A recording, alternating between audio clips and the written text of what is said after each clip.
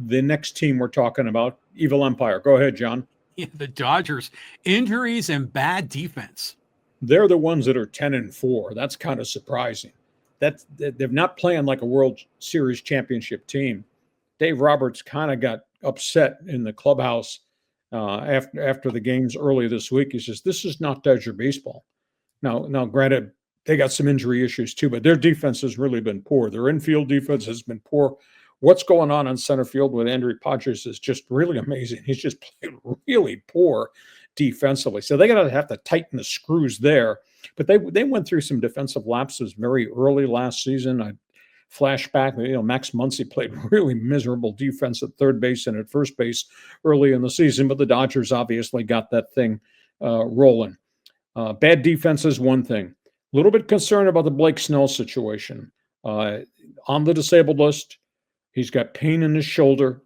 They're calling it shoulder fatigue, shoulder inflammation. I was told the MRI, they sent him from the road trip back home to Los Angeles. I was told they did an MRI. It did not show any damage, but it did show inflammation. So they're going to have to shut him down for just a little bit of time.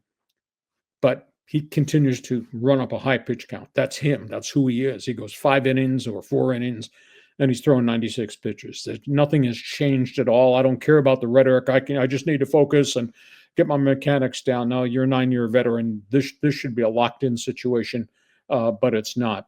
The Dodgers just went 2-4 on a road trip, so that's not very good. They get a suddenly surprising Cubs team at Dodger Stadium starting the weekend series on Friday. Dodgers now have 12 pitchers on the disabled list, and of course they just brought up the Landon Knack from AAA Oklahoma City. They brought up Justin Robleski. He had one really rocky start, but he didn't get any help on defense. I've sent him back to Oklahoma City. So, the Dodgers are just kind of treading water. They continue to hit the baseball really well. But I don't know, you alarmed about the Snell situation? Just nothing changes with this guy. Now he's got this big payday coming from L.A. rather than San Francisco or prior to that San Diego. And the first half of his season just continued to be miserable baseball. Yeah, it's concerning, but it is a pattern. So, it's still early. He'll be fine down the road. Dodgers, we don't need to worry about them. But I will say this, talking about bad defense, that Andy Pages out in center field has made a number of blunders out there, tracking fly balls, over his shoulder. What's the deal with center field? Because remember, Tommy Edman was playing there and did great.